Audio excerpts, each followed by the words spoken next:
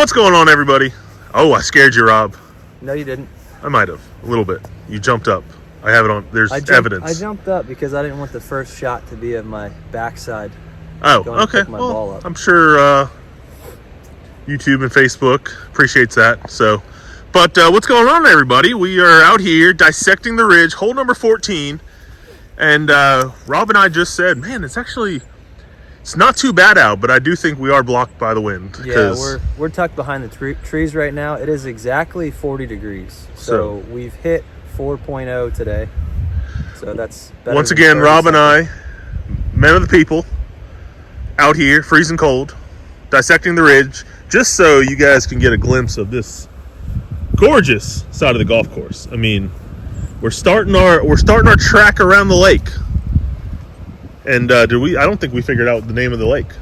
No. I think we did say we were going to find that out. But hole number 13. Hole number 13. This is the first hole that begins the little journey around the gorgeous lake here at Cherokee Ridge. You got mountains in the distance. Rob's warming up, seeing that we just coming out of the office. At least it's not like 7 in the morning like last week. Not only are we just coming out of the office, ladies and gentlemen, but we're just coming out of sitting for about an hour talking. Yes, podcast. It basically took away the excitement of dissecting the ridge for me. I think I'm so excited about the podcast that we're bringing out that I don't have the pep in my step dissecting these holes right now. Well, I'm still all about hitting golf balls and looking at my golf swing and Pete's golf swing on video and analyzing and trying to get better as we go. So I'm all about dissecting still, but this podcast thing's going to be fun too. It is. So it's this is being released Sunday. Podcast is being released Monday. So dissecting the ridge is still every week. Podcast is going to be every other week. So we are going to do a little bit more consistent weekly content for dissecting the ridge, and the podcast is every other week. But I don't know. I mean, if you guys are wanting more of Rob and I talking golf business, talking the ins and outs, the behind the scenes, the inside baseball stuff, then I mean, I don't mind moving once a week to the podcast. Well, that's the cool thing too, is that we want feedback on this because we're both kind of exploring this space, and if you have something that you'd like to hear about or something you think that would be interesting for us to talk about, then by all means let us know. Absolutely. So, but we're back dissecting. We are dissecting today. Sun is just beaming down on us. Ray of sunshine, definition of it right there. And hole number 13, little par 4, dogleg left. It is basically it's all about the tee shot on this one. I'm going to stop this and just... Rob's stopping the camera, saving battery. I'm getting prepared here. All right, good. But hole number 13. Yeah, so let's start with the dissection. We're going to play this relatively short. It's not a super long dogleg left par 4 around the tree line a little bit. If you zoom in, you could see it. I'm sure Pete probably did a shot, but the pin is right over there behind these trees on the left side of the fairway. So the priority here, like most of the other holes we've talked about, is to get yourself in a position on the correct side of the hole that you have a good angle in. If you hit it far enough on this hole, you can kind of hit it past the trees, and as long as you can hit it that far and clear that, then you have an open shot at the green. The one thing that I've done it, I see a million guys do it on this hole, is you can kind of tell by looking at it that everything falls off severely over to the right side towards the water. So the flat goes until it's like looking out on the horizon. You can see where you want to hit your golf ball to, and if you hit it over the horizon, then your ball is going to go down the hill. You're not going to have control over it anymore. It could end up in the water. It could end up in the trees on the right side. So you want to favor the center or left side of this hole and try and hit it down there far enough to get it past the trees on the left-hand side. So that's kind of a big ask. It's not exactly the easiest tee shot in the world, but from there, if you get it in play and you're in the fairway, from there you just have a gorgeous view and a wedge in. So it's not a terribly difficult hole as long as you're in play off the tee. Yeah, it is. Tee shot dictates score. I mean, it's either going to be a very happy walk off the green with birdie or par, or big crooked number. So it is definitely. I mean, we talked about it walking up. I was like, "Hey, caddy, what do we take here?" And because I've hit driver here, I've hit iron, I've hit the hockey stick that I got today. I've hit pretty much everything, and I still don't have it 100% figured out. I think. Sorry, go ahead. No, I think it also dictates what you're playing, how you're playing that day. If you're in a scramble and you get somebody in the fairway, this is definitely go time right over top of those pines, and see if you can't release it down to the green, because it is reachable. I mean, there's a legendary story that even John York hit this green off the tee.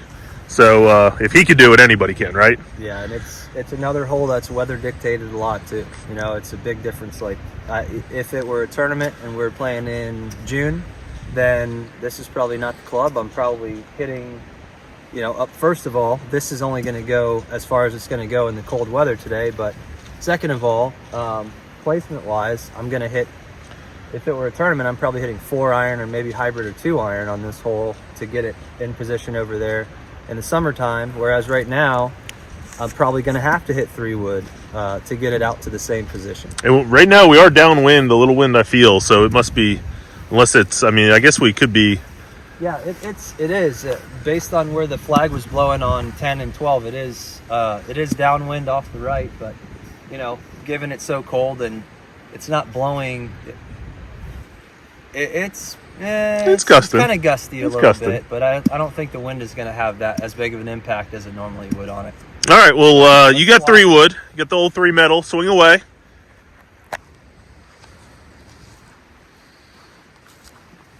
So my goal here with 3 wood's the one club in my bag right now that I am more comfortable with hitting it right to left, like hitting a draw. So I will aim this kind of center fairway and try and turn it over. My draw is not as drawy as most, so I can swing hard at this and be kind of aggressive, and usually don't have to worry about it going too far left. So that's the. And I think as tight as left is, I think left is better than right a little bit, right? Left is, because even though the trees are there, they're fairly sparse, and you can usually draw a lie out of it. So.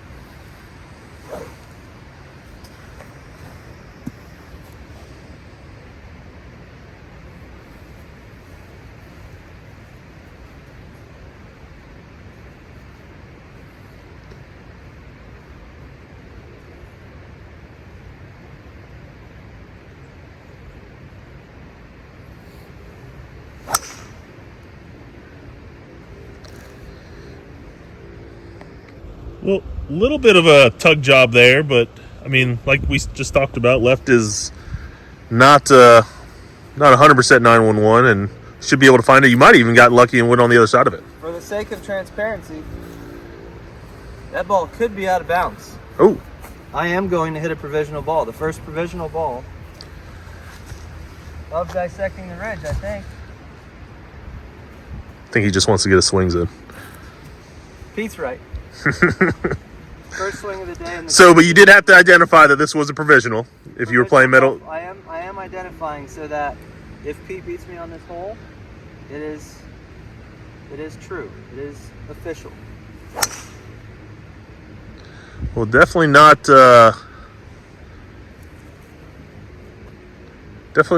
getting tricked by which ball is which, because they were on opposite ends of the spectrum. That one right side of the fairway. I think your first one's gonna be fine, to be honest with you. Hey, it is cold. They don't First go swing of the day. all the time. Yeah. All right, we're on Pete here. He's got the 2 iron, the trusty stick.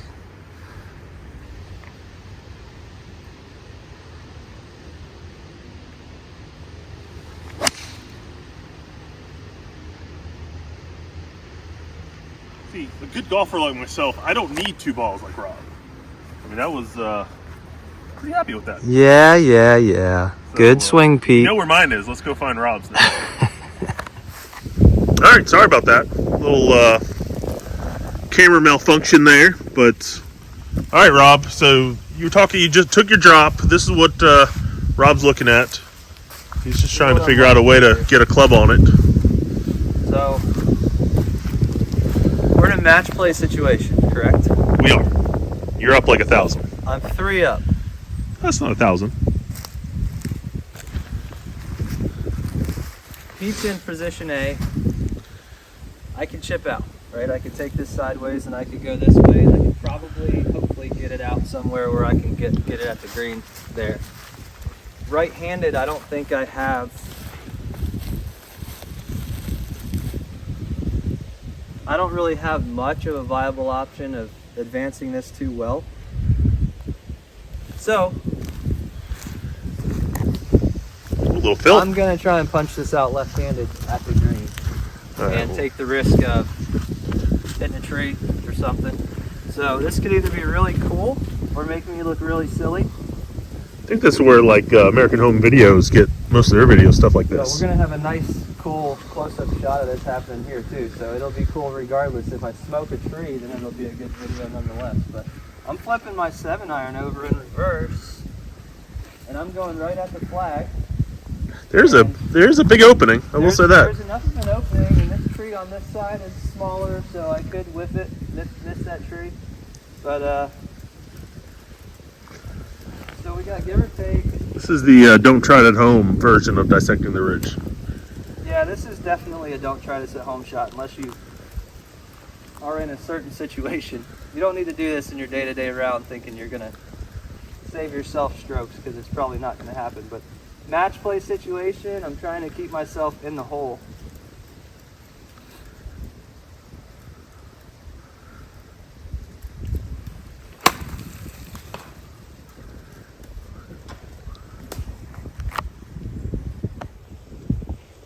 I think you're out of bounds.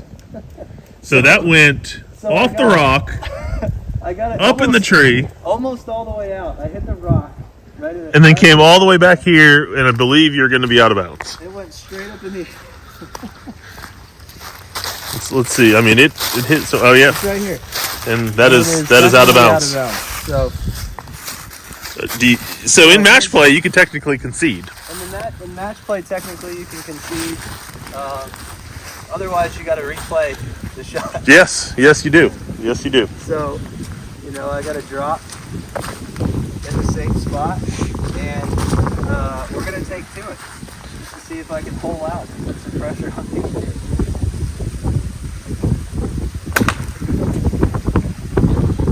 Same result, different tree. Different tree. Now you have to go fish it out of the water. This is pretty good content right now. If I lose this hole, I might have to quit. And ladies and gentlemen, this is a perfect example. This is why you just punch out. Take your medicine. Yeah. All right. So let's go back. Let's get out of match play scenario. So you would be the. Hold on, let me So for the record, hit one here. 2 was out. 3 was a drop. 4, 5 out. I'm hitting 6. All right, you're hitting 6. Just making sure that everybody at home knows what you're. So I have conceded this hole in match play. Pete, congratulations. I've won a hole. Down 2, everybody.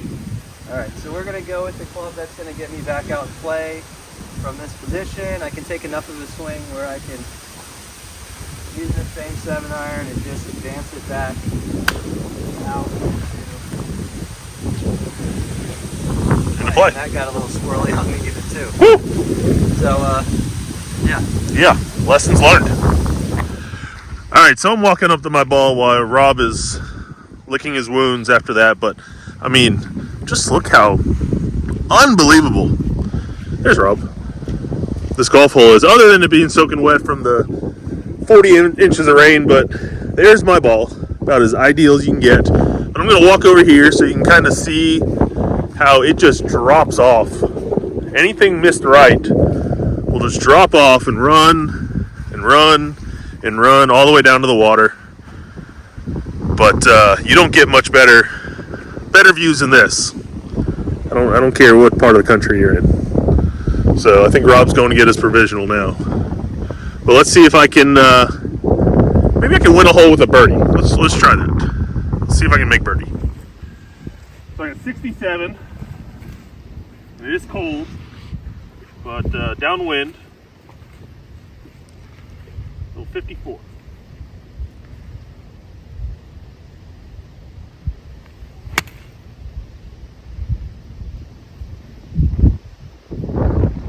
A little long, but you know what? Not too bad. considering you've won the hole already. Yeah, and that was actually the flight I wanted. I kept it low and it wasn't too bad. It just didn't spin as I wanted it to. All right. All right, Pete's looking at 30 feet or so from the back of the green, and he is on this little ridge, so it's gonna push right on him for sure at first, and then the tendency is it kind of wants to straighten out late, so we'll see if he can gauge it correctly. There's the right, and there's the straight, and not bad. And it's good by me, sir, but if you want to finish her up, no problem. Still a winner. All right, so 13. What's your thoughts, bud? Oh, I love it. I love this hole. I didn't love it today, but you know, it is what it is. That's golf. It is the first one that starts your trek around the lake, and it is definitely scenic. So the photos out here in the spring are going to be Golf Digest worthy. Yeah, so it's very pretty. Looking back on the hole, you can see that real distinct mounding and how it falls off all to the right hand side. And if you're on the right side of the fairway up past the hill over there, you can see it's very severe as well from up top. I'm sure you'll see that in the previous videos, but again, like Pete keeps saying, it's just a beautiful golf hole. I mean, this shot is, you don't see many like it. So very fortunate to be able to come out and see this view about any time we want to, that's for sure. Oh, that's beautiful, Rob. I think I had a tear in my eye. Or no, that's just my eyes watering from the wind. Oh, that was hallmark of you to, give that little rundown.